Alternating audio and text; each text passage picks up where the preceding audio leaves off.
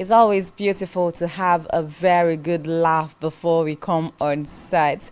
Good morning and welcome to Rise and Shine again. It's the midweek edition, of course. It's Wednesday and the 22nd day of the month of March. Thank you so much for being a part of our show.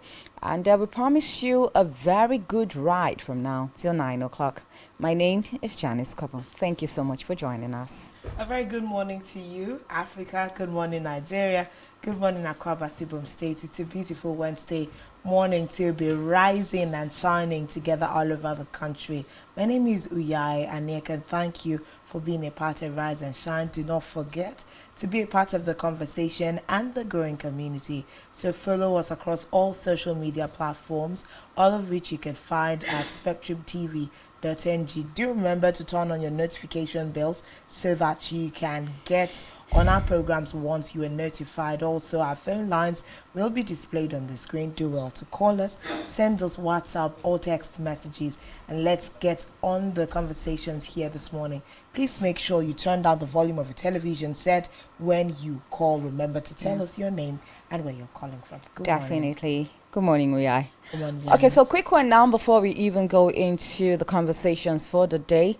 The TV frequency. This is for all those joining us on our free-to-air channels, okay? So our new frequency is 12733. 12733, but the symbol rate still remains the same. So wherever you're watching us from and you're watching from free to air, the new frequency will be 12733. So please do well to rescan from Saturday. That's when we'll be changing that particular frequency. The new frequency, I repeat, is 12733. 12733. So by Saturday, we'll be changing to this particular new frequency. In case you're joining us on our free-to-air channel and you cannot get us again, do well from Saturday to rescan to 12733, and you will definitely get us, and continue to follow us on all our beautiful program live here on Spectrum Television. But once again, good morning and welcome to Rise and Shine Daily. A lot of I would say that Nigerians, we are in for some very good time. Either it's a drama or whatever it is, but I think that we are good. We are in for some very good times. Yesterday evening, it was trending all over social media that the Labour Party presidential candidate, now in the person of Peter Obi, has finally filed his suit and petition against the All Progressives Congress presidential candidate. So we are seeing a situation where, of course, it was expected to happen, but we're seeing a situation where all road will be leading to the courts, for this particular elections, the presidential elections now. But we had a guest yesterday who was trying to, inundate us on some of these proceedings, that you have just between now and 29th of May to finish all of your litigations, and then, the results are out or the judgment is out. And then by 29th of May, governance is supposed to start. And I think it's also very good because it's more like it's timely.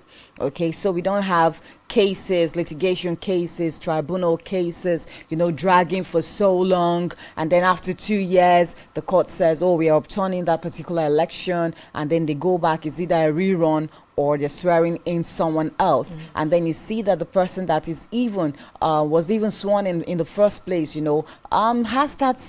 not really concentrating on governance. So I think that the electoral amendments bill now, gives us that opportunity where every litigation cases are closed before the swearing in proper. But how Peter Obi is going to do that in the law courts is what everybody is keeping cross fingers at right now. This is a lot of, it's not unexpected. These are things that we've been expecting with regards to how this particular elections turned out. Now, Peter Obi, the Labour Party presidential candidate, is urging the court to either declare him the president-elect or nullify the entire election and order a fresh election. Now it's said that he's seeking 5 things from the court. So that particular suit has 5 prayers of things that Peter Obi is asking the courts to look into concerning the 25th February presidential election. A lot of matters arising there, and I'm sure obedience are pumped up, at this particular time. And they have even attempted to crisscross their what would I call now, their followership of Peter Obi to other states where you had gubernatorial candidates or arise, and wherever there seems to be a problem with that candidacy, obedience are obedience nationwide. It's not like obedience to the presidency alone. So seeing Mr. Peter Obi, who came third in the election, filed his petition to challenge the outcome of the poll at the presidential election petition court in Abuja. Of course, he did this about midnight on Tuesday. So Yeah. it's a big story. It's a big buzz at this time, but we'll continue to see as this unravels. He has said Peter Obi Tinubu now failed to win the majority of the lawful votes cast in the election, and just as he could not secure 1/4 of the lawful votes cast in the Federal Capital Territory. Remember, Janice, that's also a big clause that was meant to be looked into. Yeah. It's expected that the president-elect should have won the FCT and some other key areas, in the country.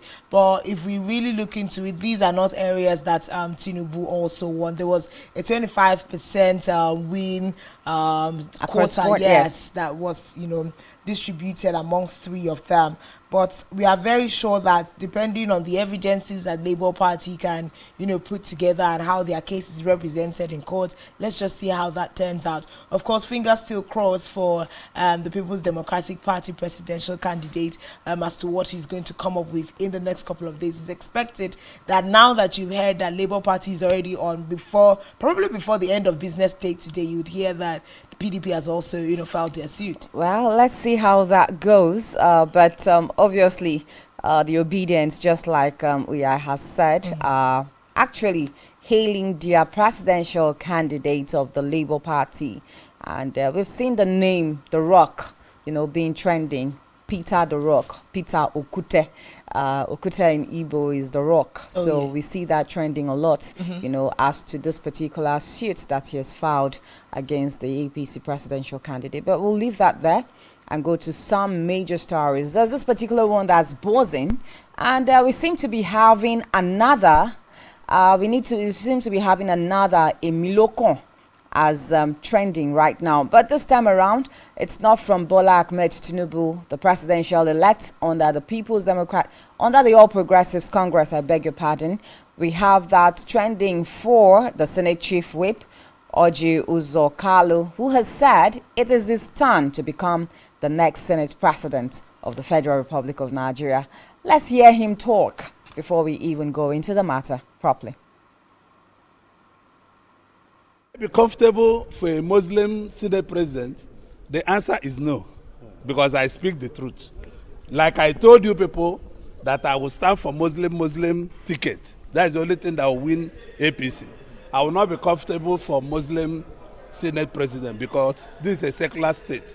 In a secular state, we need to accommodate interests, nations upon nations, and spread to be able to maintain the secularity of our country.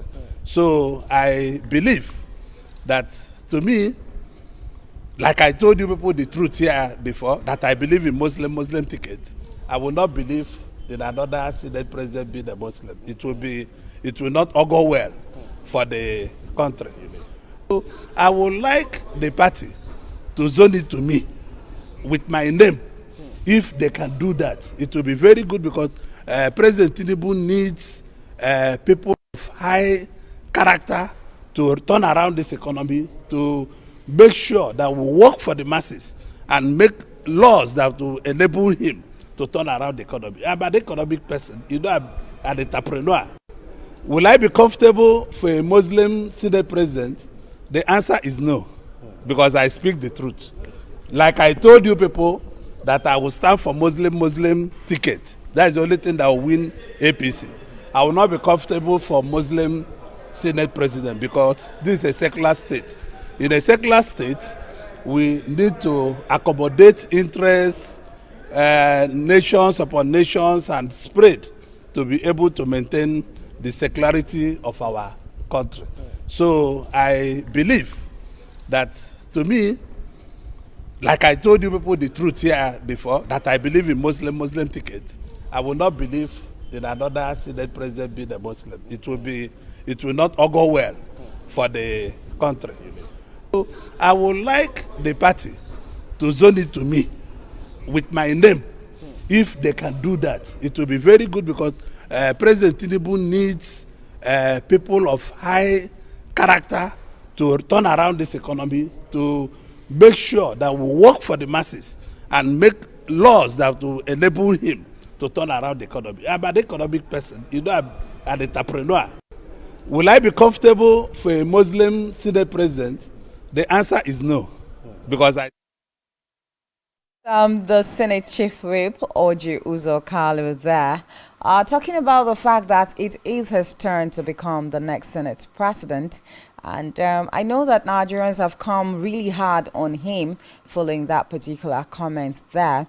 Of course, Nigerians reminded him that he was one of the proponents of the Muslim presidential ticket, and so he should not be bringing in religion into all that matters when it comes to the zoning of the Senate president. So yeah, we have serious concerns here.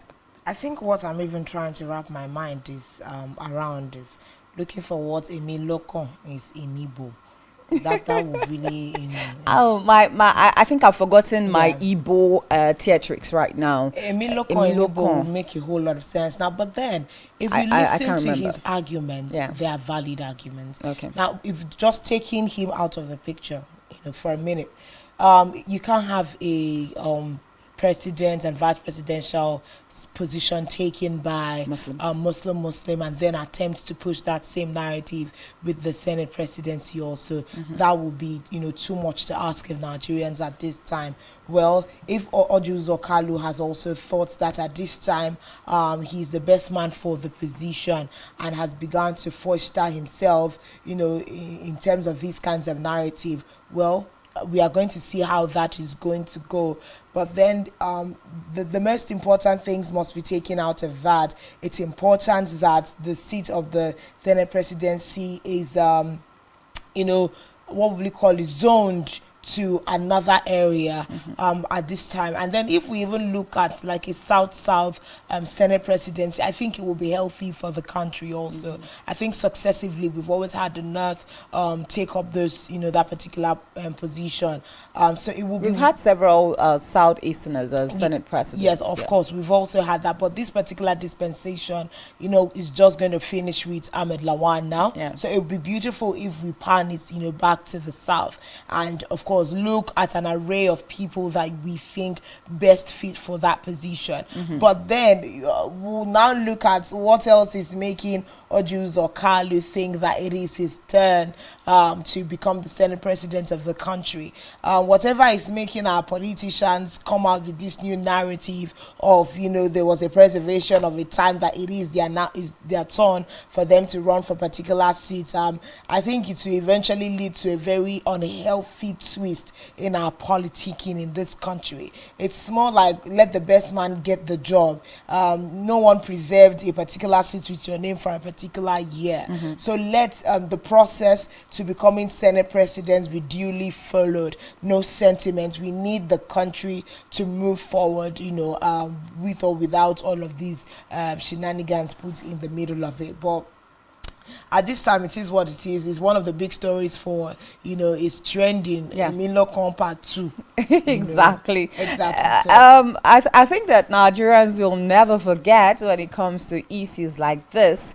Obviously, they reminded him that he was of the opinion that it's not a problem to have a Muslim ticket fly for the presidency of the country. He's reiterated that again. Yeah, he's reiterated that, and that's why he says, is it to be secular or we're not in a secular country or something like that. But another snag on Orji Kalu, which Nigerians have reminded him of course, it's... he's been an ex-convict of, remember that in 2020 now, the Supreme Court tried him and convicted him and others on the grounds that the judge, well, they tried him and convicted him on the grounds of corruption charges, sometime. And he was sent to jail and brought out again.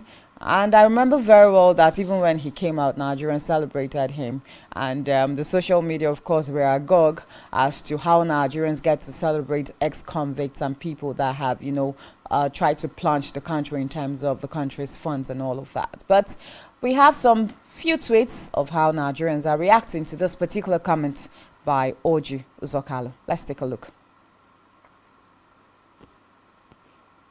Yeah. Ikenga of Africa, it says, it is my turn to be Senate President. I've never changed my phone since I was governor over 20 years, Orji Kalu. So that was another statement there by the former governor and, of course, the chief whip of the Senate. He's not changed his phone lines for the past 20 years, which means that, okay, so even if he becomes Senate President, he's just a phone call away, which means that he's accessible. That's what he's trying to sell to Nigerians. Okay, so Okoriye Ibukat is saying a Muslim Senate President is totally acceptable to me. In selecting who their next Senate President should be, religion shouldn't matter. Orji Kalu should not whip up sentiment. Don't divide the Senate with religion. Okay, valid points to an extent, but that argument can sway in another direction. All right, let's take another tweet. Samuel Ajayi, if you have no problem with the Muslim presidency, why do you have a problem with Muslim Senate President and House of Rep Speaker? Okay. And this is from Ada Idemili Ogbanje. It says, Orji Kalu is looking for Senate President when he knows Igbos are not ripe to be Senate President. We are still looking for land allocation to start building our political bridge. Yeah, I think we should just hinge on this a little bit. Yeah. This particular comment didn't just come from this particular person alone. I know that severally going through the streets of Twitter, I saw a lot of people still tag along the lines of that comment. Whether it was someone that indirectly said it is what I don't know, but the narrative has been pushed out there. And it brings me back to even, during the campaigns now, when someone like the governor of a number of states, Charles Chukwuma Soludo, and his, the way he took, the presidency of Peter Obi now, and all of that. And it shows that truly, if you look at the Southeasterners, they are not together. To that point where they come together to say that this is what we want. Even when you look at, the IPOP struggle and everything, you go back to look at the Southeastern states, you discover that not all of them actually are on the same table and pushing the same agitations that the IPOP is pushing. So I think it's a very big concern right now. And if this is by any chance true about the Southeasterners, then I think that it is high time for them to come together. If not so, some of the agitations they are pushing will never see the light of the day, will never come to realization.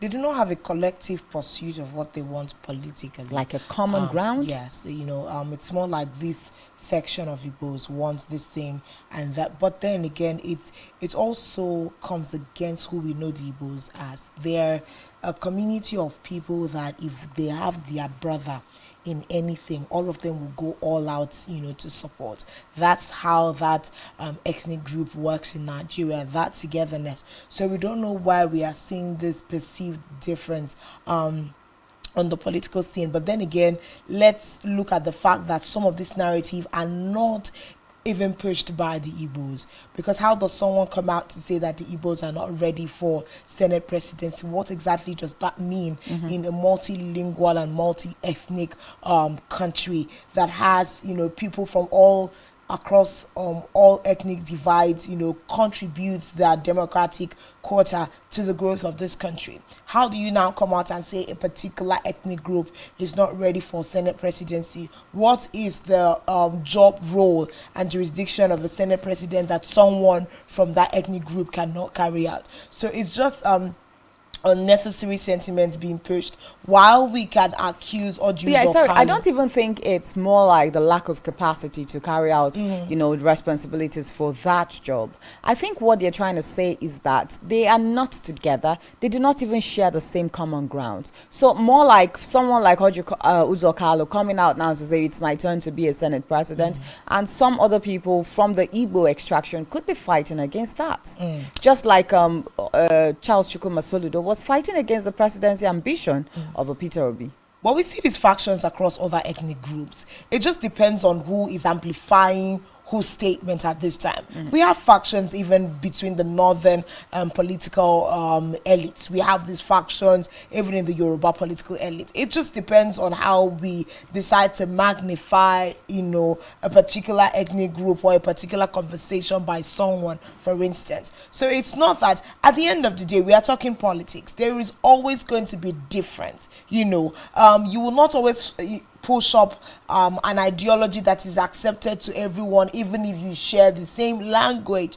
That is why we had people from all over the country vote for the likes of Bola Ahmed Tinubu, and he has become the president-elect. That cuts across all ethnic groups at this time. But it doesn't mean that everyone in the country accepted his ideologies. It has to be represented from across board. So as we have seen from the 25th of February till date, how the polity of the country has continued to be heated up. We can't shift this further into the Senate presidency. The country is too delicate at this time. Anything you say can trigger people in different directions. If Orji or Kalu has come out to say he believes it's time for him to become the Senate president, and also that he thinks it's not okay for a Muslim to become the Senate president, let's just take him on his path and see, stand him against other candidates that may come up and see if he's the best man for the job or not. Let's not begin to whip up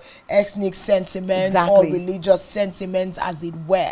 Now, on the reverse of religious sentiments, we cannot forget that we are, diversified along religious lines also. It was hard for Nigerians to swallow the Muslim ticket on the APC. It will be a little too much to push on Nigerians to accept a Senate presidency that is also Muslim. Now, this is not even... another tendency is for us to jump to, we are being religious sensitive.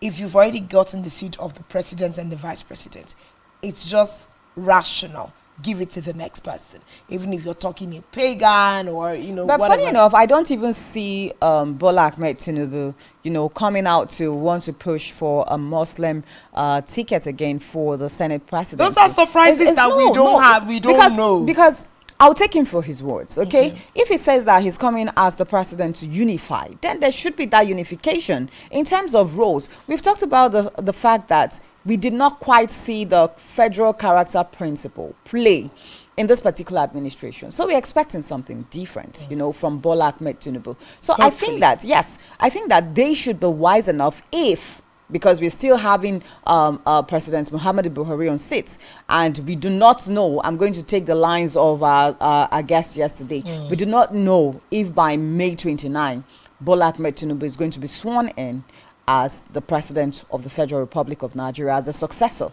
to President Muhammadu Buhari. But I feel that if he is sworn in, then he should be a unifier, just like you said, be able to bring every religion together, be able to bring every tribe and culture together, be able to even bring along political lines now, all political parties together, and make sure that we come together and work for a collective good of the country. We will always say that Nigeria is the objective, and Nigerians are the objective, and not some personal interest or something. So let's see that play in terms of how he even allocates positions and appointments. Let's see that play even in the Senate, how these positions are being distributed. So I think it's very important for the collective good of the country. But very quickly now, before we put to rest this particular conversation, let's just go through the names of the different Senate presidents from 1960 till date. We had Dennis Osadebe.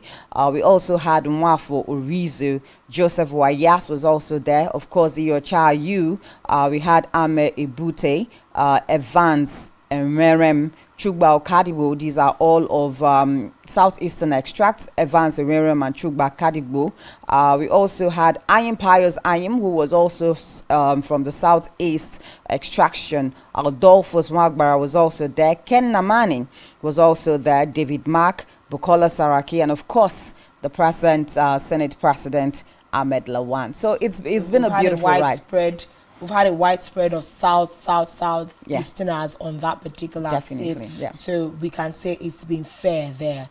Now, when you look at the fairness that has spanned that particular position, it's also, okay, that's not the English word to use. It's also not good to say that the Igbos are not ready for the seat of the Senate presidency. Exactly. So I don't know where that narrative was coming. It's just people who are in a hurry to give comments on national issues, and then others just jump in and make it trend. You can't say that. Like you just did, a quick education of how many people from this extraction have sat on that particular seat will help you to make your summaries. It doesn't make sense that you come and say that an Akwa Ibom man cannot be the head of his house. Exactly. You know, and don't forget also, talking about Akwa Ibom now, we also have Gospel Obuta Akpabio, who Nigerians also think that will definitely get into the race for the Senate president as well. But we'll just put to rest that particular conversation and go straight to our next major story for the morning. And we are going all the way to Enugu State. Let's see what's Abia State now. Okay, sorry, Abia State. I know that Enugu is also on that line where people are protesting of the outcome of the gubernatorial elections. But quickly, let's see what's happening in Abia State. Yes, of course, still Labour Party related followership. The residents and supporters of the Labour Party in Abia State, in their hundreds, yesterday, Tuesday, stated a protest in Umuahia, the state's capital, calling on the Independent National Electoral Commission, INEC, to immediately declare Alex Oti the winner of the governorship election. Now, carrying placards with various inscriptions, the protesters gathered around the INEC office, insisting that the results represent the wishes and aspirations of the entire people of Abia State. The protesters insist Oti be declared winner, having scored the highest number of votes in last Saturday's election in Abia State. The aggrieved supporters are asking INEC to declare the results of the Abia governorship poll. They maintained that the Labour Party candidate is already leading with about 90,000 votes, with 16 local government results collated so far. Therefore, Obingwa local government area, with less than 27,000 accredited voters as captured in INEC's data, should not prevent INEC from declaring Oti as the winner. This is a push for a major irregularity that you're seeing here. I think we also have a video of that. It's important that it's also good that some of this information were brought to the table. Example, the number of accredited voters in a particular area, and it's helping also Nigerians move with the calculation of all of these things. But let's just give voice to this and then get right into it.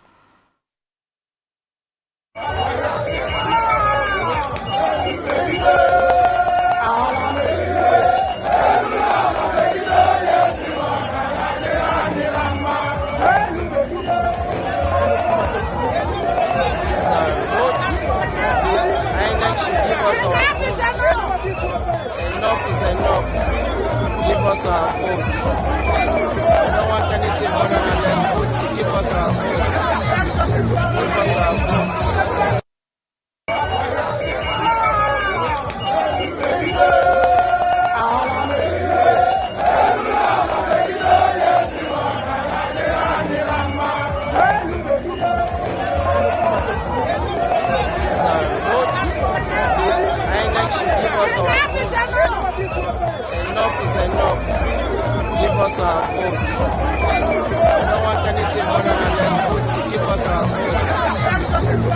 that's a big conversation we definitely do not want to gloss over, because there's a lot of things to look right in there. Yeah. More questions for INEC. But then Mary Joseph is on standby now for the news brief, and we'll head right up to get tidbits of global news. When we return, we will be looking in-depthly into this particular story. So do stay with us. Definitely.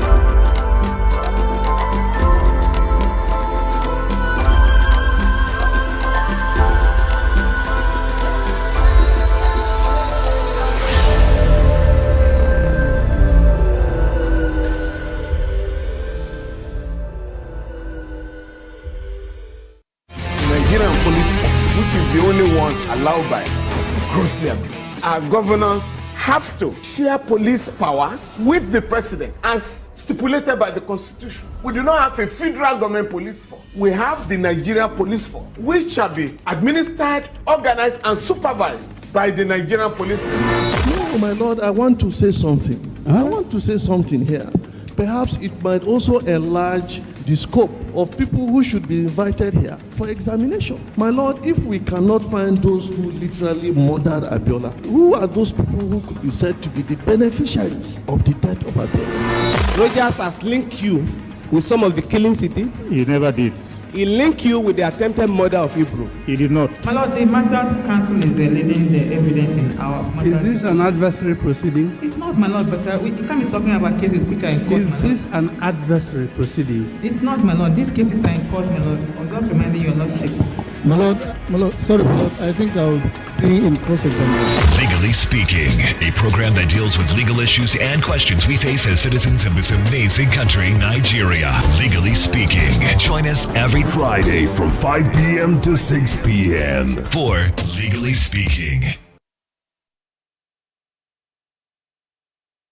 One truth not often told is about the transformation that Africa has undergone in recent decades. Africa is shaping its own destiny and should be referred to as the African opportunity. On Spotlight Africa, we paint the African picture the African way, laced with truth, detail, and the color of the African continent. Join Uyai Anyekan every Tuesday and Thursdays at 4:30 p.m. Spotlight Africa, telling the African story.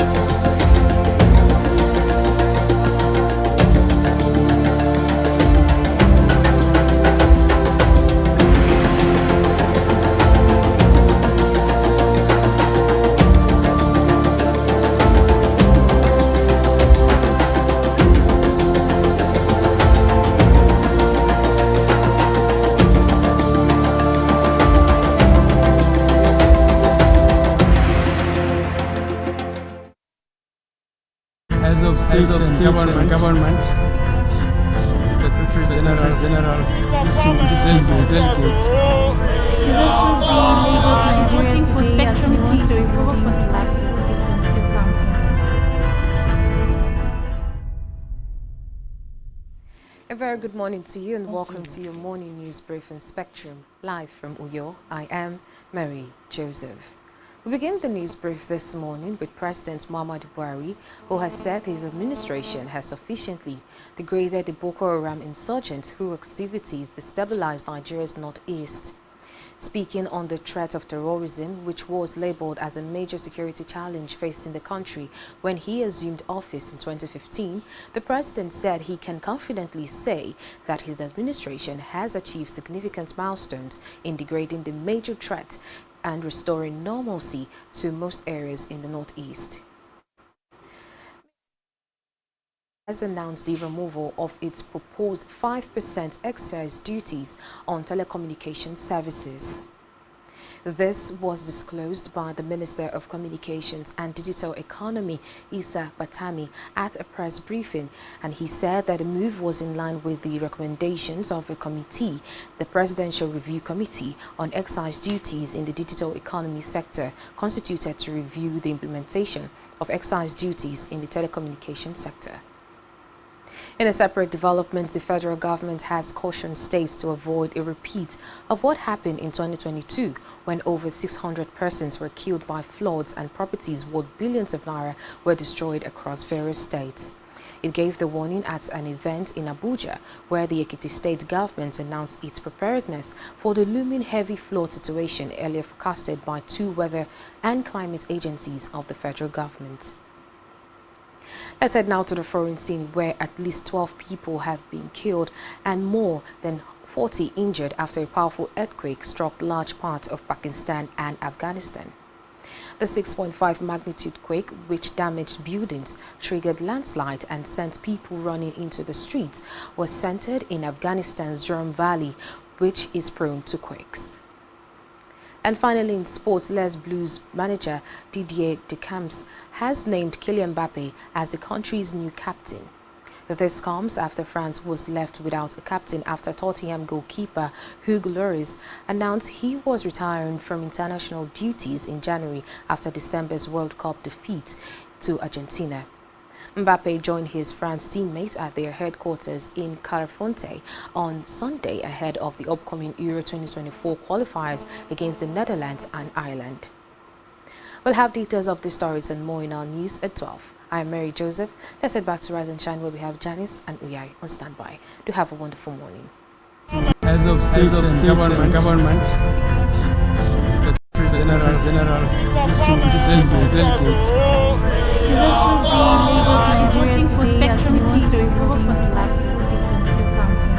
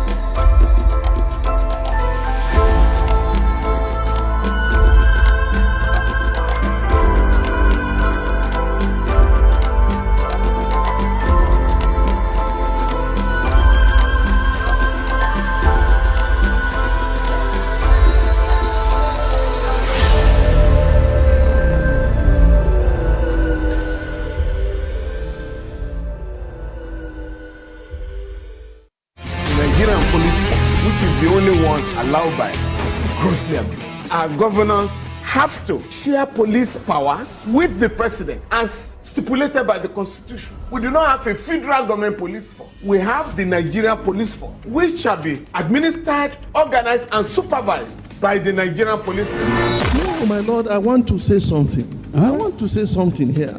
Perhaps it might also enlarge the scope of people who should be invited here for examination. My lord, if we cannot find those who literally murdered Abiola, who are those people who could be said to be the beneficiaries of the death of Abiola? Rogers has linked you with some of the killings he did. He never did. He linked you with the attempted murder of Hebrew. He did not. My lord, the matters council is leading the evidence in our matters. Is this an adversary proceeding? It's not, my lord, but we can't be talking about cases which are in court, Is my this lord. an adversary proceeding? It's not, my lord. These cases are in court, my lord. I'm just reminding your lordship.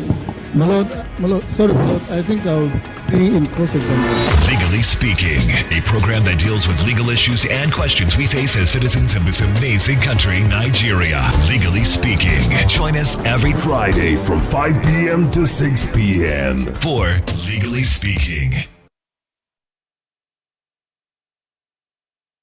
One truth not often told is about the transformation that Africa has undergone in recent decades. Africa is shaping its own destiny and should be referred to as the African opportunity. On Spotlight Africa, we paint the African picture the African way, laced with truth, detail, and the color of the African continent. Join Uyai Anyekan every Tuesday and Thursdays at 4:30 p.m. Spotlight Africa, telling the African story.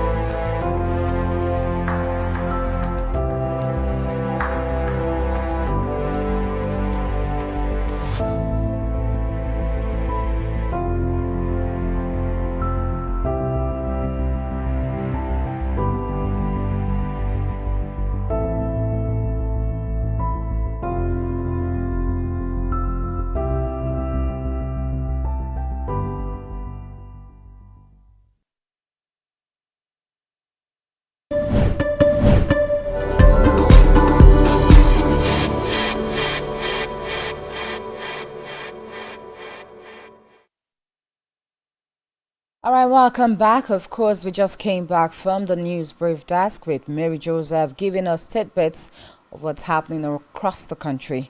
But before we went on that break for the news brief, we brought you different stories.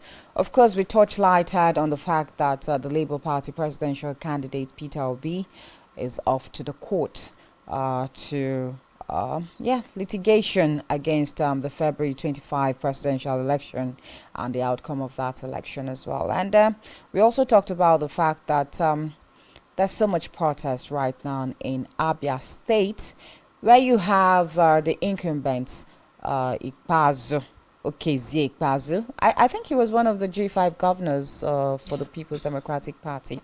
Yeah, and of course, Alex Oti of the Labour Party. And from the look of things, the people of Abia State are saying enough is enough to these manipulations, electoral manipulations, and their voices should count, their vote should count. And that's why we saw, before we even went on that break, that particular protest there.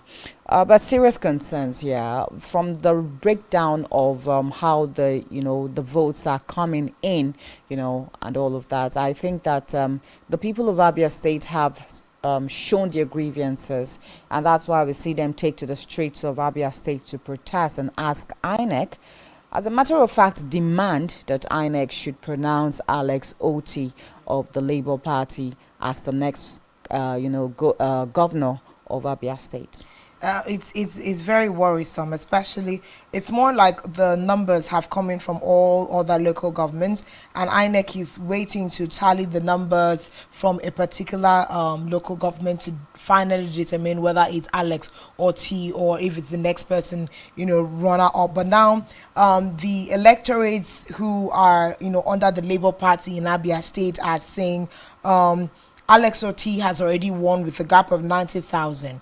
The local government, you are waiting to collate their numbers to be able to announce him or not, has less than 27 accredited voters. There is no amount of numbers that you're going to generate out of that local government that will beat 90,000, no matter who wins there. So these are the concerns that the people are looking at. And then we are wondering, again, on the side of INEC, let's not be hasty to think that they are trying to be, funny with the results.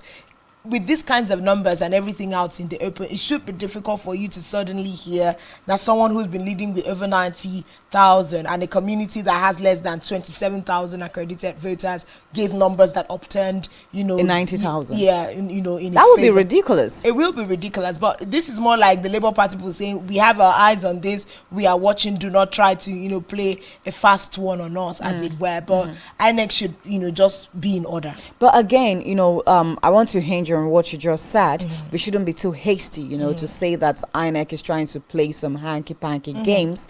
I think that INEC is also of the opinion that, look, let's do all the collating. Let's count all the results and then formally, announce it. We have a situation in Adamawa State with Aisha Binani, okay, where even before the total amount of votes were being counted, Nigerians had already taken to social media to begin to congratulate her as the very first elected governor, female governor of Nigeria. And we have a situation right now. Results declared inconclusive, or rather elections declared inconclusive in Adamawa State. So I think that the people of Abia State too can actually cut INEC some slack, allow them to do their job. Then at the end of the day, if what the local government that INEC is waiting to do collation comes out, which they have already established that is not more than 27,000, accredited voters. Is it 27,000? 27, less than. They have less than 27, thousand in that particular local government, right? Yeah. And then, so if at the end of the day, we are seeing a situation where the result is being collated properly, and then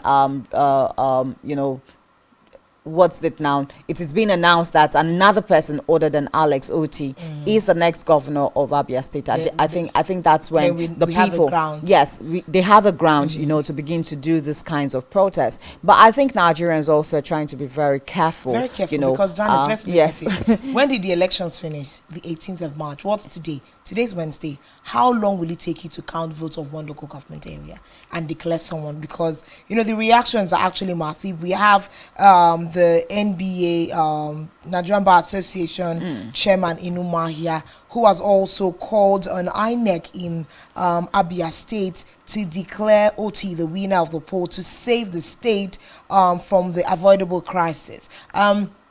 How long will it really take INEC from the 18th of March to today, Wednesday? That's like 4 extra days since the polls were held rather, for you to do the collation and announce the winner of the election. These are some of the things that continue to foster the lack of trust in the process and in the electoral empire body. It's just too much. You've seen what it is. Everybody's seen it. Why not just make the declaration? What is the dance around the declaration for? But suppose they actually make the declaration. Oh yeah, they cannot make declaration without, you know, collating all the results from all the local government areas. So if the result of that particular local government is it I think I remember the name. I can't remember. Okay, Obingwa local government now, and I think Isialangwa is also part of that local government. You know, and all of that. So if INEC is saying, look, we need to wait for the collation, you know, from this particular local government, then we should wait for them to do all the collating and then get the results. Now, we are not in Abia State. You don't also know exactly what's happening or what the challenge is for these results to be collated from these areas. But Abia people have their facts and figures, okay? And they've been able to establish, like I said earlier, the fact that we have about 27,000, you know, votes coming from that area. So if at the end of the day, the 27,000 is counted more than it should be counted, then I think the people now have the basic grounds, you know, to begin to protest. But I think we should just cut INEC some slack and allow them do their job. At the end of the day, if the result is being declared and Alex Oti is not the governor of Abia State, then INEC should be telling us how that happened, or, you know, Oti should be heading to court. I think that's the trendy word now. If you're unhappy or dissatisfied with the election results, just head to court. Head to court for redress. Like we'd always say, all of the elections must not end in court, especially when we are looking at a win that has a wide range of win, like Alex Oti's, you know, quote and unquote win as of now in Abia State. We shouldn't wait until it's finally getting to court when everything is in broad daylight. You know, the people of Abia, they've written up to the presidency for this particular situation, because there is just something sneaky about it at this time. But then I'm sure this is a developing story. Before the end of business day today, we might hear what INEC from Abia State has to say, and, you know, whether or not Oti is declared the winner. But then we'll just keep our fingers crossed for that particular story. Nigerians are alert on all fronts concerning the just concluded elections. But at this time, let's move straight down to our daily spotlight, where we bring you stories from the front pages of our national dailies.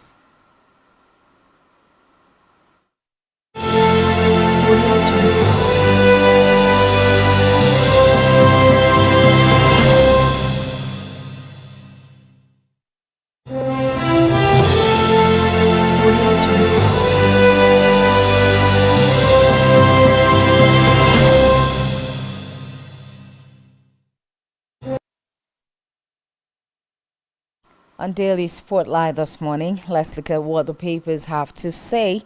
And we're starting first with the Nation newspaper, where we have the big story still on election matters. It says, President-elect, election is over. It's time for healing. And the writer says, Tinubu decries ethnic politics, violence.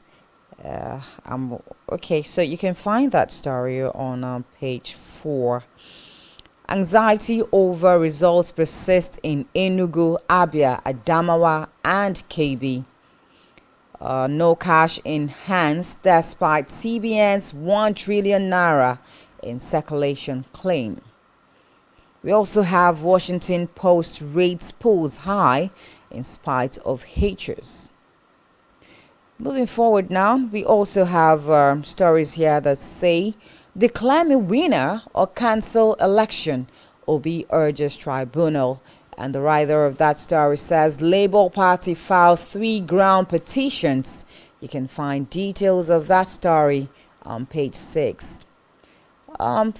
Digital economy operators exempted from 5% excise duty. Story here from Rivers State says VK tackles Amechi for linking INEC chair to him.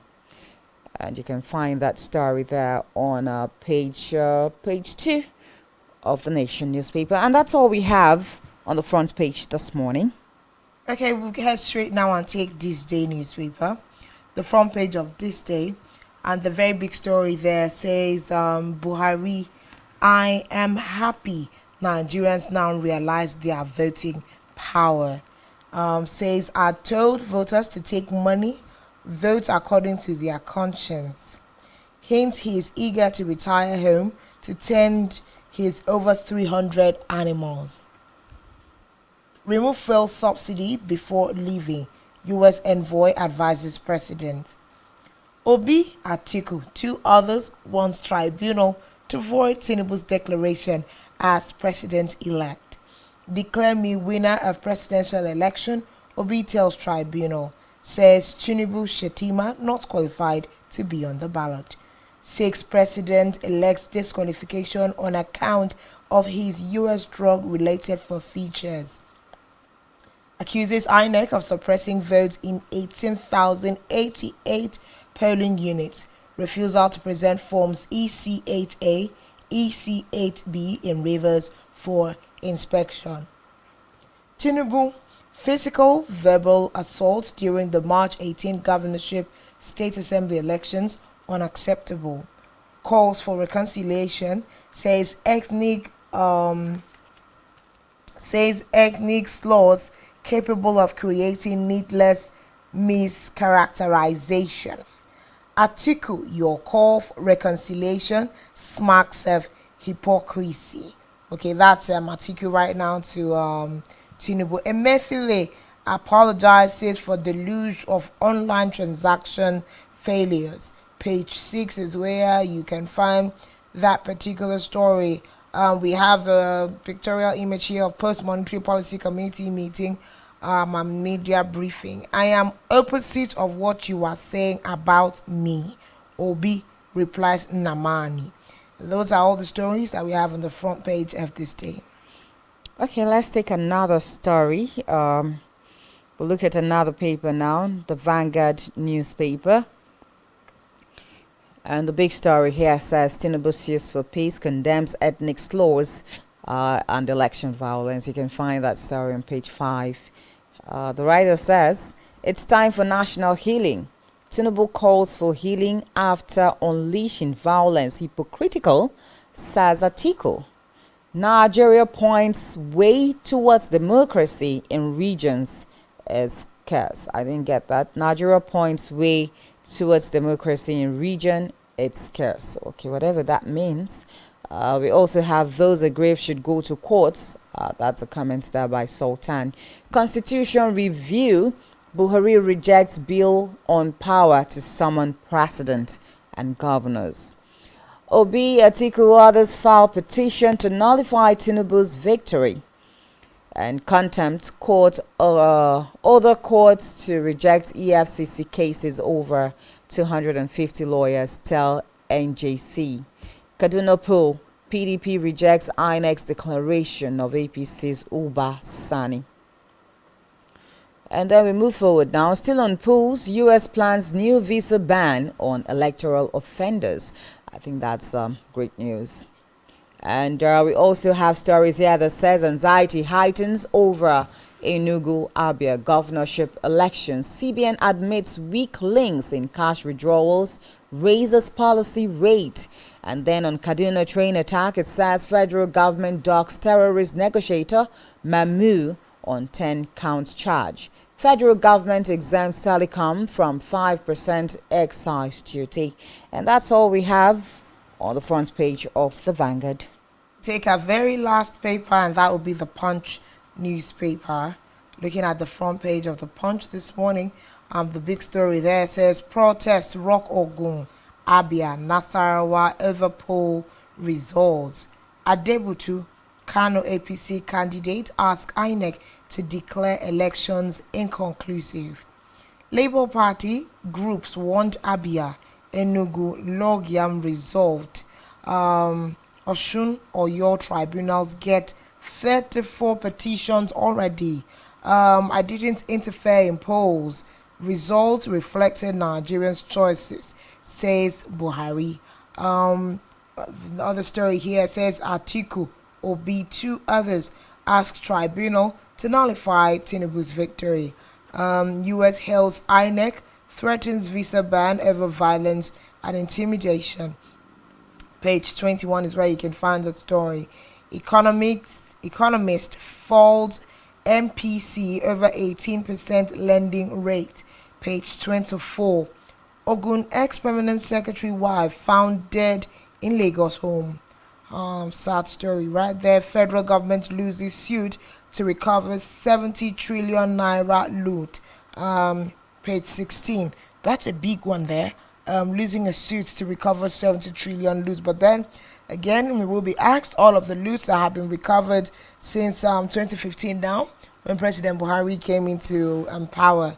We really need to see a breakdown of how all of those loots have been used in this almost 8 years dispensation. Exactly, especially when we're talking about loot, we're talking about a significant family like the Abacha family, and all of the loots that have been repatriated to the country in batches and trenches. And obviously more loots will still be coming back, but how those loots have been reapportioned or replenished back into the economy of the country is what Nigerians really do not know on that account. But I think we have a last paper, or is that the last paper? Yeah, this is the last paper on this end. Okay, so I think the last one here will be the Punch newspaper. Yeah, I just took the Punch. Okay, so we are done with that. So we are done with papers. Okay, we are done with papers.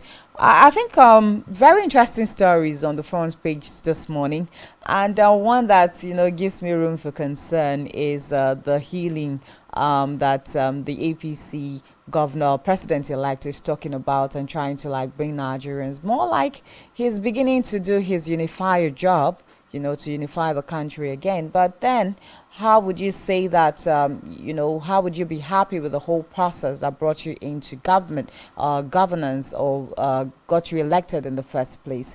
That's the corruption that has really bedeviled, the country. So it's more like all of those things have happened, for your cause, and then all of a sudden you're beginning to see that, you're beginning to call people, let's come back, let's forgive, let's shoot a sword, and all of that. But the whole process was okay for you, to push you, or you rode on the wings of all of this religious bigotry. You rode on the wings of all of the violence that happened during the presidential election to get elected. And at the end of the day, you're now asking, for people to forgive and let wounds be healed. But then again, talking about wounds being healed, wounds will be healed. But of course, you cannot take away the scar.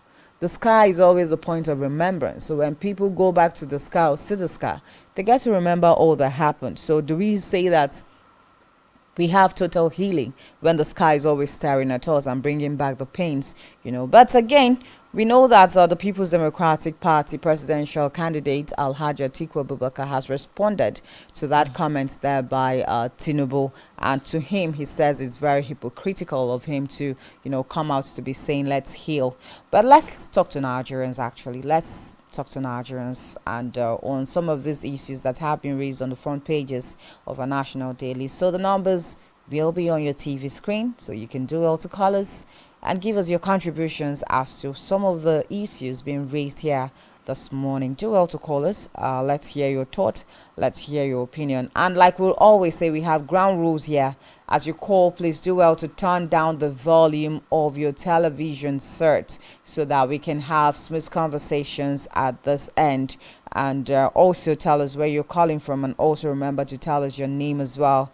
We want to know you as you have your conversations. But most importantly, I think you just need to be very civil very civil, short and concise. Just go straight to your point and make your comments. But yeah, there we have it.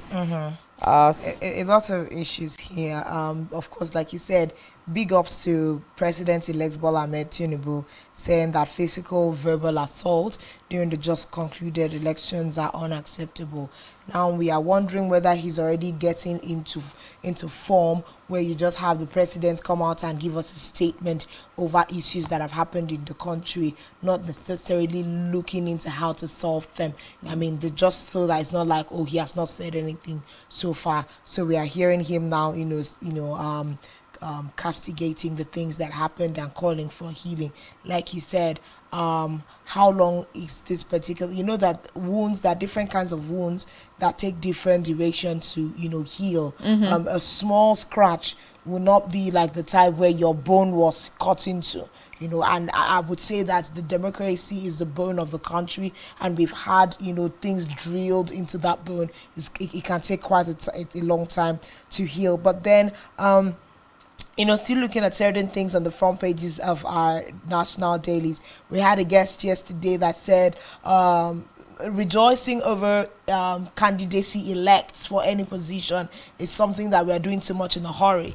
Let's just wait until litigations are done and dusted before the 29th of March, and then we can begin to celebrate, whoever INEC has already declared as elect or not. Now we're seeing also that big moves are being made by the likes of Peter Obi of the Labour Party and Atiku Abubakar, and others actually asking that the tribunal void the February 25th election.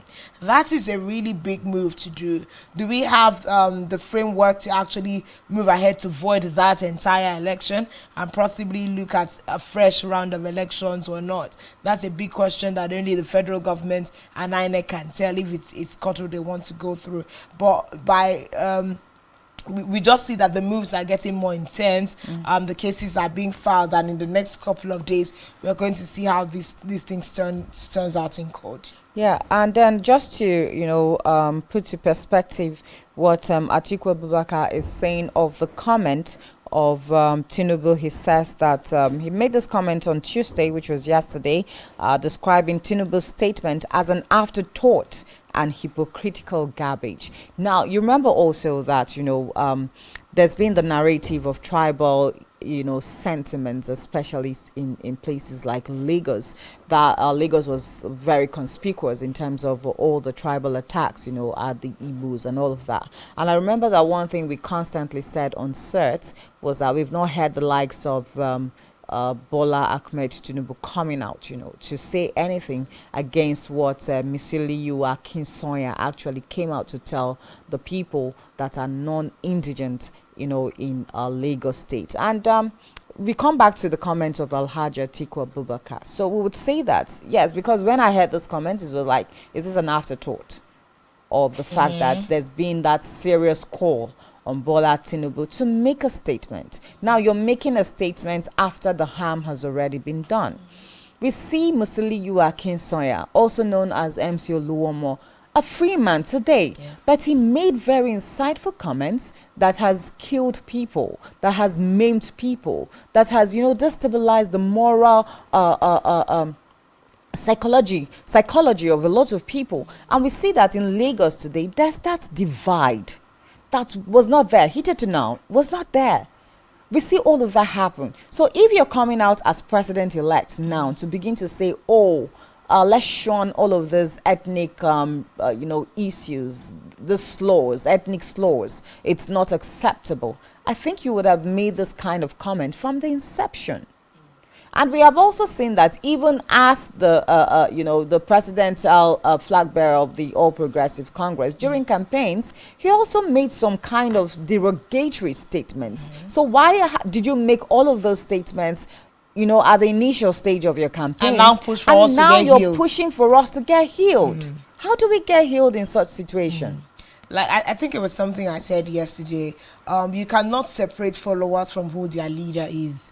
Your leader is what happens in that whole community is based on how your leader is. Because if we do a quick comparison, if we look like into, let's say for instance, the Labour Party camp, there are some things that the lead man of the party doesn't take. You know, he would tell you, this is what the system says, we are going by the court, and we do not want, you know, our followers to, you know, cause any users. Remember when INEC, Labour Party was going to INEC office, he said we do not want to see Labour Party members, we don't want to see obedience hanging around the INEC premises, or was it the court premises now, because of the kind of person at the hands of affairs. It just makes your followers enter into a kind of mold. But when we see that our president-elect would go for campaigns, make statements against the guidelines of INEC, against the guidelines of campaign, no one called any of them to order.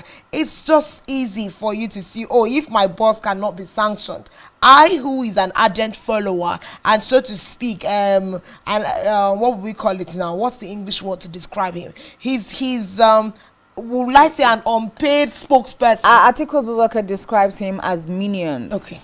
Yeah. He says the minions. You get, and then these are people that are given the grounds to quote and unquote make statements on behalf of the APC. It was worrisome that we came and saw that the Nigeria police even backed and excused his statement as a joke. But that joke played out real time on the 18th of March in Lagos State gubernatorial elections. Until we speak, we have not heard that, you know, that issue has been addressed whatsoever. And as you know how Nigeria works, in the next couple of days, that particular issue is going to be swept under the carpet and no one will hear of it again. But these are things that will continue to be remembered in Lagos when you talk about, yes, the 2023 gubernatorial elections. People will remember that, you know, an unsolicited spokesperson spoke on behalf of the APC. That verbal attack was carried out the very next day, and then nothing was done about it. Is Tinubu really ready to rule the country, you know, with that kind of energy? Does he have the balm that will actually heal these kinds of issues? I seriously think that he's just contradicting himself from that particular comment. He is contradicting himself, because if he says let's heal, then I think that the healing process would have even started from the campaigns. You know, if he says he's a unifier, then the unifying factor would have come in even from the campaign, in terms of the things he said, in terms of the way he carried himself and everything, you know, about him and his campaign up until, you know, being elected as president-elect. But we did not see any of that. Now, some people would have the argument that during politics, you know, you do everything to make sure that you try to undermine the next political party because you're in a race, you're in a contest and all of that. But we needed to see that unifying factor even during the campaigns. But at this point, we'll just take a breather now. And when we come back, of course, still talking about campaigns, we had very interesting conversations with the Pan-African Women Project. These are international observers that were in the country and, of course, in Akwa Ibom State to monitor the elections. And we'll be having them tell us some of the things that they saw on the grounds of the elections. Just stay with us.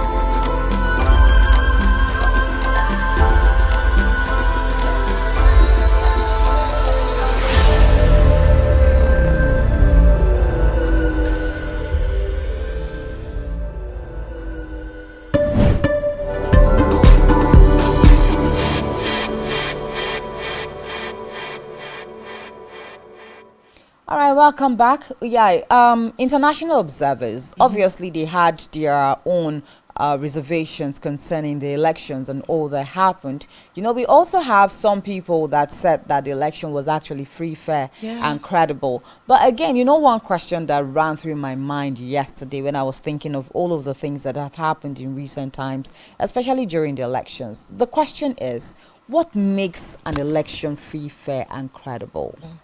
What really makes an election free, fair, and credible? And I think it was our guest that was saying something. Was it our guest or someone saying something that an election can be fair, but it's not credible? An election can be credible, but it is not fair.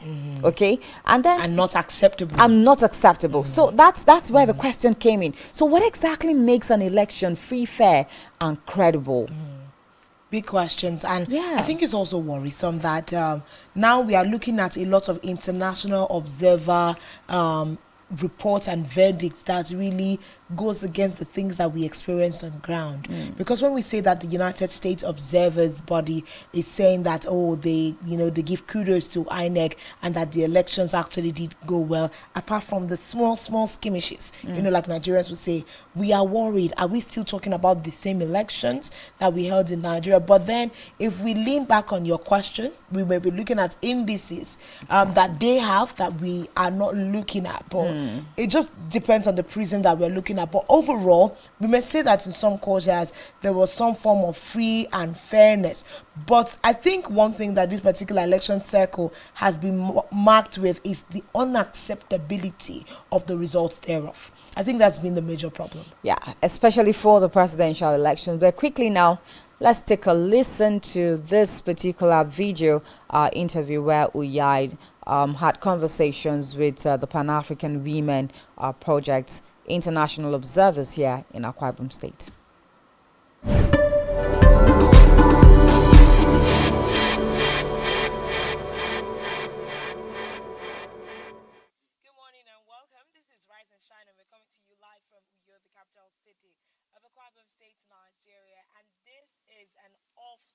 Interview brought to you by Spectrum Television on the premise of the just concluded gubernatorial and state houses of assembly elections. The reviews will definitely continue. A lot of conversations have arisen as a result of this election. With me here on set this morning to have this conversation are members of Pan-African Women Project here in Akwa Ibom State, who themselves are an INEC accredited observer group. Of course, they observed the just concluded gubernatorial elections and also the February 25th election. So we'll clam it all together and just have a review of how things went in the just concluded election cycle. With me here on set this morning is Dr. Mrs. Eno Udensi, who is the head of Missions Pan-African Women's Project. Good morning, ma'am. Thanks for joining us on the show. Good morning. Good morning, viewers.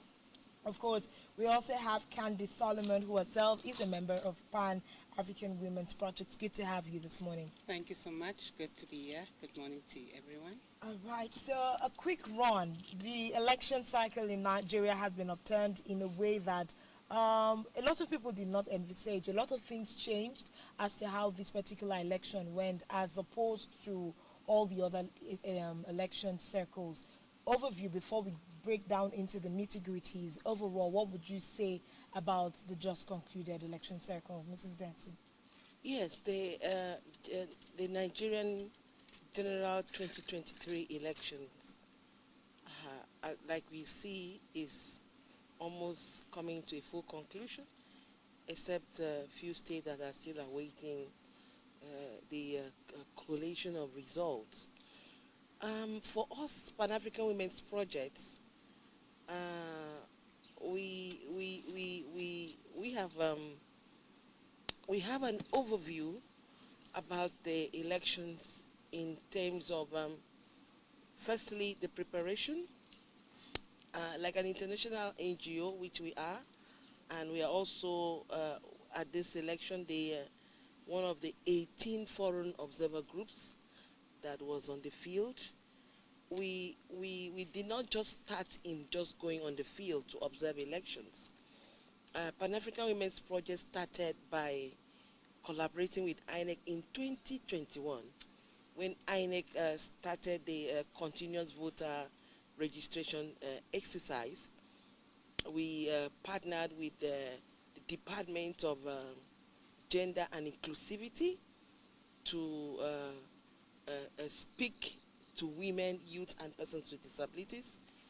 On the 30th of July, we flagged off the sensitization program, and we did that in 6 states.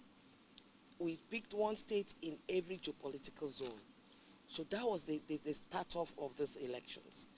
And that drive, that sensitization program, also built so much confidence in the electorate that they could go and get registered, especially when INEC started the e-registration.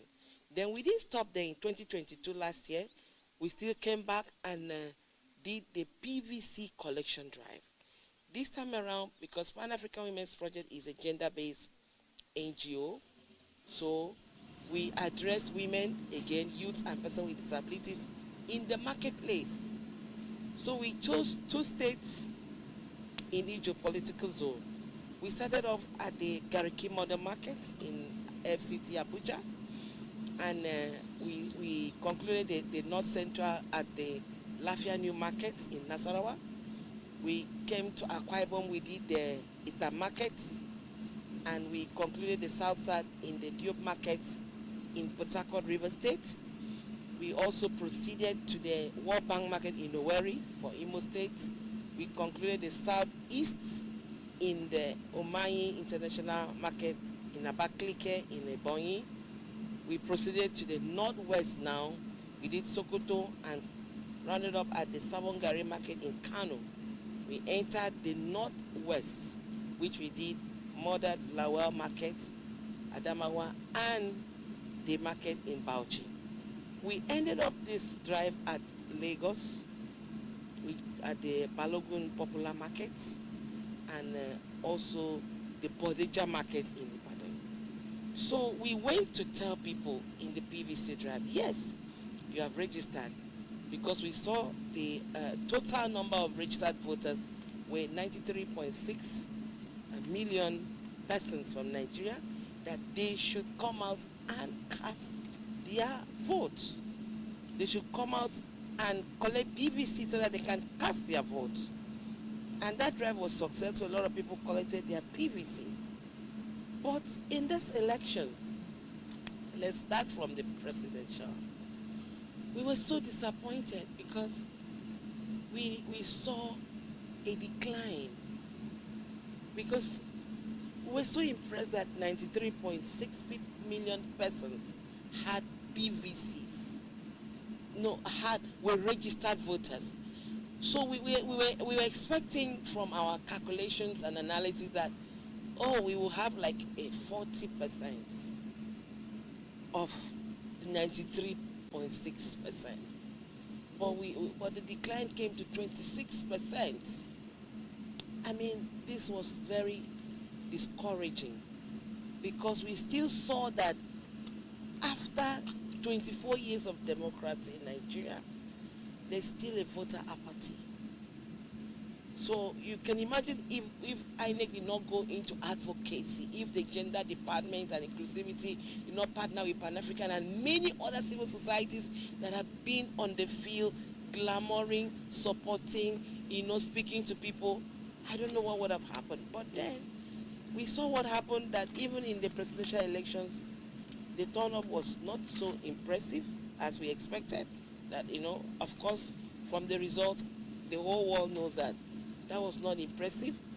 Then all the discrepancies from the electoral body and the ad hoc staff, the unprofessionalism of the ad hoc staff, and violence, especially in the southwest that we saw in Lagos, even repeated in another level in the governorship elections, has made the Nigerian democracy to be shaken. Okay. Yes. All right, so let me speak with Candice on the field, because she's given us a really wide overview of the election so far, but on the field, what are the kinds of experiences that you saw, and how would you rate the just concluded elections? From February 25th, there were a lot of irregularities that were registered from civil society organizations like yours, but firsthand, you were on the field, you were able to, feel the pulse of the people, the electorate, and how the whole process went. What was it really like? From the 25th of February, I would say that there was zeal, the passion was there, because people were looking for change. They really went out there, they went to go and vote, they were looking for the change, and from young and old. So that in itself was very impressive. Coming to the ad hoc staff, you could see that the incompetence of staff played a major role in allowing the process to go very slow.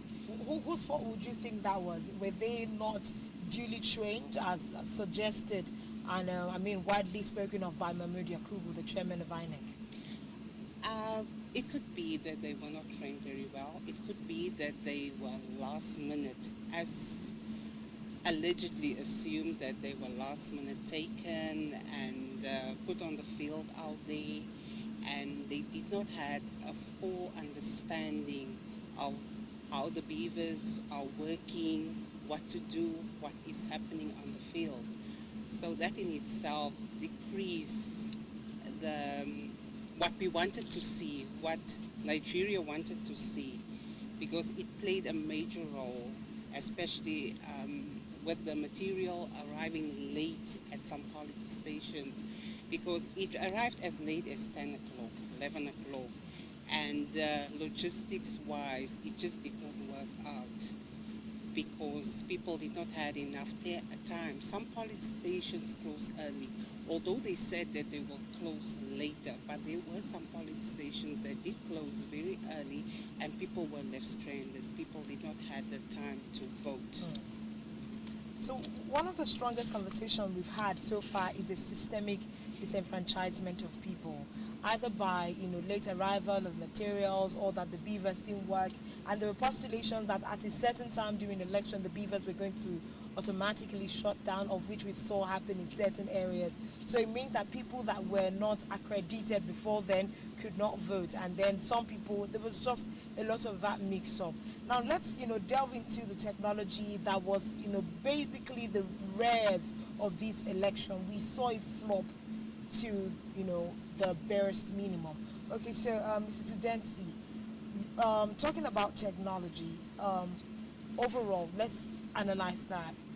We sunk in a lot of money, almost $1 billion into the election, especially because of the beavers. But we cannot say that INEC used the beavers optimally. Well, for the beaver technology, which is a bimodal verification system, now for us in Pan-African Women's Projects, we don't have a problem with the beavers. The introduction of the beaver was to improve on the card reader. Why did the INEC go into introducing the beaver to the electoral procedure in Nigeria? Because the card reader was failing in the electoral processes. People were able to manipulate card readers. So the commission came together and said, what can we do to make this exercise electoral process, transparent? So they now went in to bring the beavers. And we started seeing the beavers working in Anambra State. We saw the beavers work in November 2021 at the Anambra governorship elections. We saw the beaver work again in Ekiti State elections in June last year, 2022. We saw the beaver work again in Oshun elections, July last year, 2022. So for us in the Pan-African Women's Project, the introduction of the beaver is a perfect arrangement. But now, the question now in 2023 is, what happened with the beavers? Did it work optimally? The problem with the beaver is the human factor. Because the beaver is a machine, it's a computer device. And we all know by a little computer knowledge that garbage in is garbage out. What you put into the system is what the system will give to you. For the elections in presidential election, the beavers were not used in like all the electoral body had promised Nigerians, that the height of it was to transmit results, was that the beaver will be used to snap the result sheet and transmit it to the IRF, which is the result portal of the Independent National Electoral Commission. But in the presidential elections, we observed that that process, that procedure was not done. So now it is not that the beaver was not working. The beavers worked, but with the result transmitted. So now the problem is the human factor. The human factor now is the electoral body. The human factor are the ad hoc staff, are persons, humans, that did not use the machine to do what the machine should have done. So that is our take on the beavers. And again, we are also calling on the Independent National Electoral Commission, even in our report, because there is a personality who is the brainchild of the beavers. Like, I cannot have a monopoly over an iPhone because I'm not a software engineer. I'm not an electronic engineer. So I can only go to the shop and buy an iPhone. Then if my iPhone is faulty, I take it back to the company to get a replacement or to fix it up for me. Now, Nigerians have seen that the process of transmitting of results in the presidential election, not in the governorship, because the governorship we saw on Saturday, they had improved on it. Now, that aspect had a human factor. Now, we are saying back to the Electoral Commission, there is a gentleman that brought the idea of the beavers. Where is this man? Because this man, we know when the beavers were introduced to us, you know, that there's a new technology. Of course, it's the civil society that INEC spoke to before speaking to the electorate. We saw a man, and that man was the director of ICT, Chidi Nwafo. So why was Chidi Nwafo, you know, who is the brainchild? The beaver is his brainchild. The beaver is his idea. The beaver is his know-how. He knows why he had to introduce Nigeria and the government and the citizens to a beaver technology. Why was Chidi Nwafo not present at the 2023 general elections in the INEC headquarters? Because this is the beginning of the problem. A man that manufactured, a man that started with the manufacturer, a man that had the protocol, a man that had the software, a man that thought about it was not there. He was missing. So because this man was missing in the entire planning and preparation of this election, that is why we in the Pan-African Women's Project and many international observer groups are saying to INEC, why don't you go and bring back the man whose beaver was his brainchild, so that probably there is something he knows that nobody knows. So taking him out of the system is like, you know, frustrating the whole process. Because probably after a year, which we have seen the beaver worked in Anambra, it worked in Ekiti, there could have been more protocols, there could have been more upgrades that nobody has known because they were not there when he went to sit down with the manufacturer and bring out the beavers. So this technology is his technology. So let Nigerians tell the truth for the first time. Let people say the truth. Chidi Nwafo knows about the beavers. I don't know about the beavers. Candice does not know about the beavers. The Board of Trustees of Pan-African Women's Project does not know about the beavers. The American Embassy does not know about the beavers. European Union does not know about the beavers. The domestic observers does not know. The governors does not know. The President Muhammadu Buhari doesn't know about the beavers. The person that knows about the beavers is called Mr. Chidi Nwafo.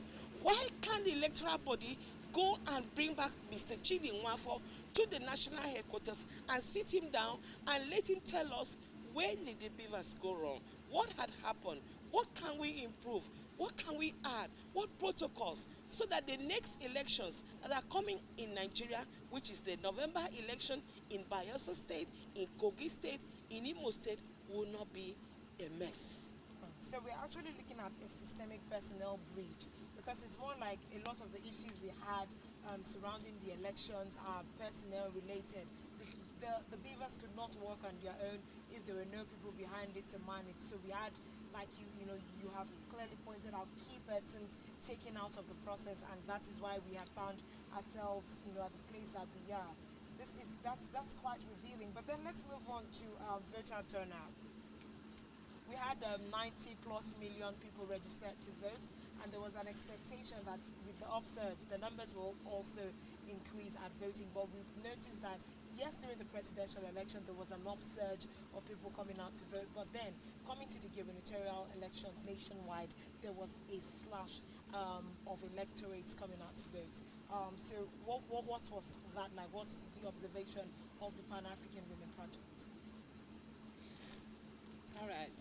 I would say that basically with the results not being transmitted via the IREF as it was told, that was number one. And then number two, it was due to those results not being transmitted. There was no transparency. So people felt that their votes are not counted. Why should they go out there again? Because their voices are not listened to. And it played a major role in the turnout. People felt that why should we go out there? Why should we care? People are not listening to us. This is what we want, but they are not giving us what we want. So that's how do you think we'll be able to get the electorate to be re-interested in elections in Nigeria? Because this has already shown us where we are headed. It's a further decline from where we've always been. Do you think there's a possibility to get back the trust of the electorate in the process, even for the forthcoming elections in November and the next cycle in 4 years? Yes, getting back the trust of the electorate is a long walk. Like Nelson Mandela said, a long walk to freedom. The electorate are people whose spirit man is dampened. They are not, the confidence is being destroyed by a lot of security lapses, like what we've seen in Lagos, by the not transmitting results, like what my colleague said. And I mean, the trust now is no more there. So the only way that the electorate, from the interactions we've had with them, since the 25th of February elections, they are saying to us, Pan-African women, the women are speaking to us, the youths, the persons with disabilities, can the electoral body be overhauled? Because if the electoral body is overhauled, like this issue that I mentioned about bringing the technology expert that brought the beavers, can they bring this man that brought this thing to us so that he can come back to the system? I mean, these are the way people their trust can be rebuilt. Because people are thinking that probably there's something that went wrong because he was not there. So if he is back again to the system, then he will sit down and put the checks. So these are the ways that the electoral body, the independent national electoral body, can create and build the confidence of people. Yes. Okay, so just because we need to wrap this up real quick, two things we need to touch, very crucial with this cycle of election. Let's quickly touch on security. We saw that this election was plagued with violence across the country in different places. We've also seen massive cancellation of results as of course, as a result of violence. So, observing that on the field, what would you say was the primary cause of, insecurity and violence during this election? And we also found out that a lot of our security forces were more like bystanders, quote and unquote, in certain areas while this violence, erupted. The issue of violence on the election day, for us as an international observers, it has to do with the politicians. You see, in Africa, we have desperate politicians that want to win elections by all means. So we are also using this opportunity to plead with the political class to give democracy a chance. Because the politicians have paid their supporters to go to the polling unit to cause mayhem, to kill and maim innocent persons that leave their homes to go and cast their vote. We saw it play out. This is not the police. What we saw was that the policemen who were manning the polling unit were not armed. And that's what the electoral process says. They are not armed. It is even we, the foreign observers, that were moving around with armed police, not the policemen that were in the polling unit. So they were harmless. Now, thugs invade polling units, carry ballot box in a 2023 to go to take ballot box. When they know that the beaver technology is introduced, they know that when you snatch ballot box, that election will be cancelled.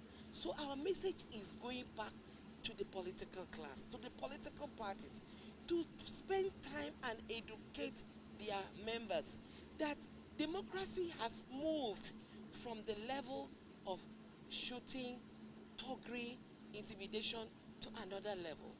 So it is the political class that will stop violence in elections. I don't think it's the police. It's the political class. The only way we are speaking to the security is that there are some polling units that we saw in these elections that had no presence of any security personnel. That was a lapse. That was unprofessional. So that is what we are saying to them.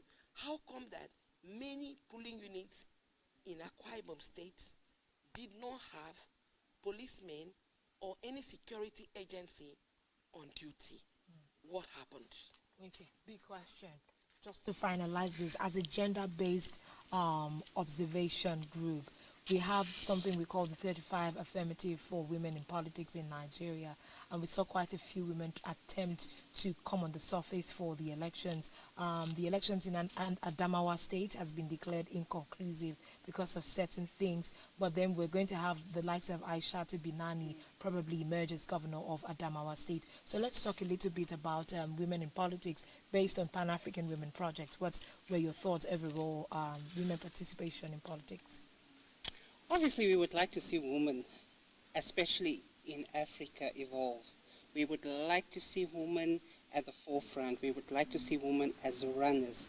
And we would like each and every country to give women a chance to practice gender equality in every area. So, in my opinion, and as Pan-African Women's Projects, we encourage women to participate. Even if you don't succeed today, keep on.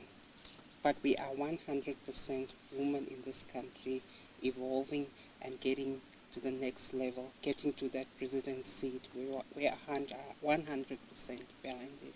All right. Okay. So thank you very much. Just in conclusion, if you have any concluding words that you want to give as an overall towards the cycle of election. I just want to add to the women participation in Nigerian politics.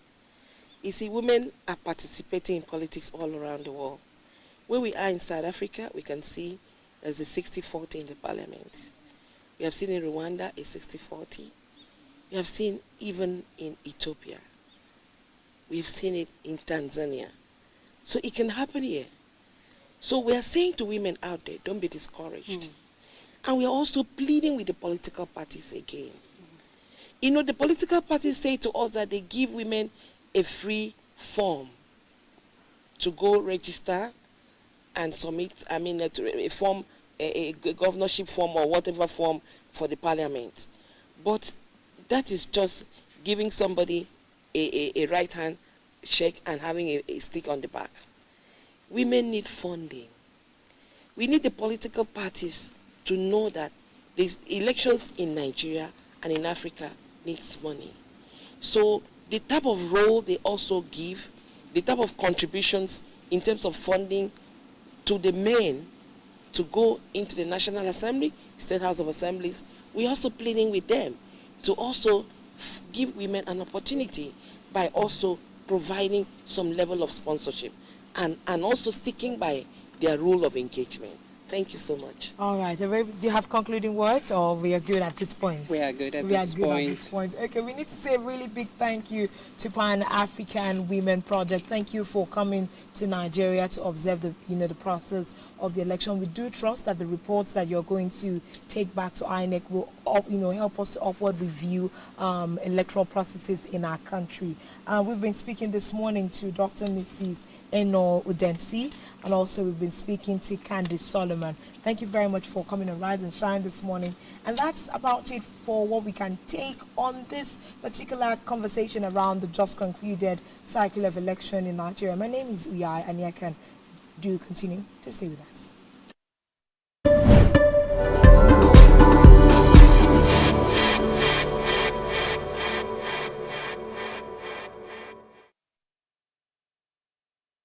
Okay, so that was Uyai there with Pan-African Women Project.